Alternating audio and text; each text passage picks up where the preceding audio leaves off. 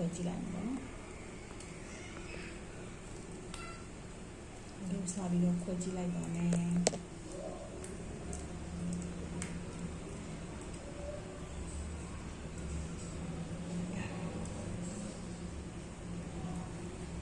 ဒီစားပြီးတော့ခွဲကြည့်လိုက်ပါမယ်ရှင်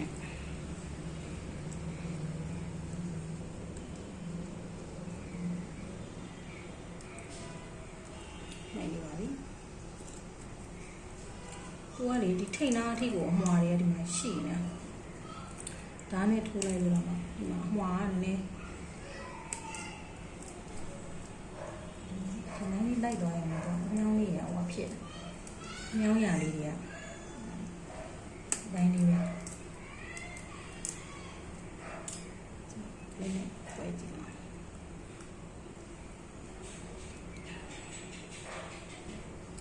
အဝိကိုမရအောင်ဆူရဲ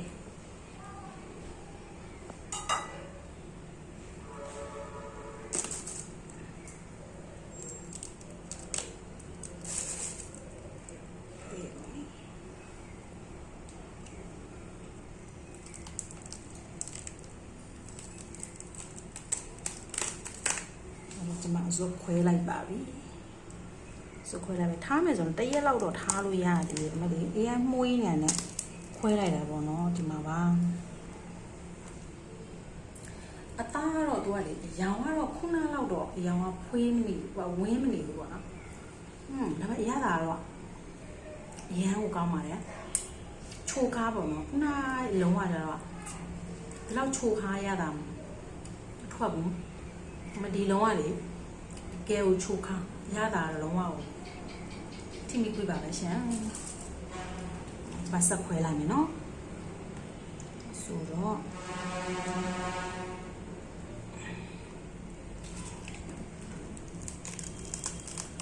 မဆက်ပြီးတော့ခွဲလိုက်ပါမယ်ဒီလိုလေးပါလုံးဝလေ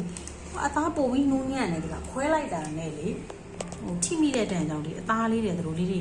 ကွဲကုန်တာပေါ့နော်ပွန်းကုန်တာပေါ့မတူရတာကိုကျွန်မပို့ကြိုက်ပါတယ်ခုနနဲ့ဆိုင်ခုနကတော့အရင်ဝင်းဝါပြီးတော့လေအရင်လဲလှတယ်ပေါ့နော်ချိုးတယ်အဲ့ဒါလည်းချိုးတယ်ကျွန်မဒီရတာကိုကြိုက်ဒီအလုံးကကြတော့အမြင်ရဆိုလို့ရှိရင်ခုနလောက်တော့မလှအောင်မလှဘူးဒါပေမဲ့မရတာကိုဒီလုံးကိုပို့ကြိုက်ပါတယ်မွာလေးကလည်းညောင်းတောင်လည်းမသိဘူးခုကိုပဲလေးမြောင်းဖြစ်နေပေါ့နော်ဒီကြားထဲမှာတစ်ခုရှိသေးဆိုငါမြောင်းဒီအောက်မှာလည်းတစ်ခုရှိသေးဆို6မြောင်းဖြစ်မယ်6မြောင်းဖြစ်မယ်ပေါ့နော်ဒီဟာဒီမှာထွက်ကြအောင်လေလေးထွက်ကြအောင်ဒီမှာပေါ့နော်ဒီမှာပါဒီလိုလေးထားလိုက်ပါမယ်ဒီဘက်ကဒီမှာတမွားကြံနေရတယ်ပေါ့တကယ်ဟိုချိုခါစစ်ပါချိုခါရတာကြိုက်တယ်လူတွေအတွက်ဆိုတော့ဒီရစစ်ပြီးဒါလေးကတော့ဒီမှာပေါ့နော်ထုတ်လိုက်ပါမယ်ဒီမှာပါဒီမှာထားလိုက်ပါမယ်ဒါလေးကိုလည်းထုတ်လိုက်ပါမယ်ဒီအောက်မှာတစ်မြောင်းရှိသေးတယ်ဆိုလေဒီအမြောင်းလေးကိုရင်ခွဲလိုက်မယ်အမြောင်းလေးကိုရင်ခွဲလိုက်မယ်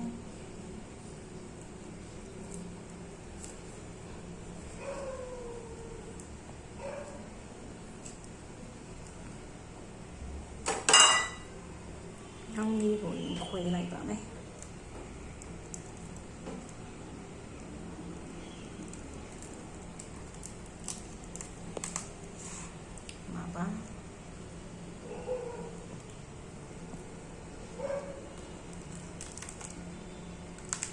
မှာပါရှင်ဒီမှာတော့ညောင်မလေးပလုတ်တော့ညောင်လေးသေးတယ်ပေါ့နော်သေးတယ်ဒါပေမဲ့ရတာတော့ရန်ကောင်းပါတယ်သူကလေဒီအမွာဆိုင်လေခုနနဲ့ဆိုင်နည်းနည်းလေးသေးတယ်ဒါပေမဲ့ရတာတော့ရတာအရင်ထက်တယ်ပေါ့နော်ရတာတော့အရင်ထက်ပါတယ်ဒီမှာလေမခွဲရင်လေအပြင်ကပေါ့နော်အလုံးရဲ့ခွန်ရံပေါ့နော်သူ့ရဲ့အခွန်ရံဆိုရှင်ဒီလိုမျိုးလေးပေါ့နော်ကျွန်မခွဲနေတဲ့အခွန်ရံပြီးရင်အတွင်းကဒီလိုမျိုးပေါ့နော်အဲ့ဒါကိုကြည့်ပြီးတော့ဒီကလေခုနခွဲတဲ့အလုံးနဲ့ဆိုလို့ရှိရင်အမျိုးတော့မတူတော့ဘူးဆို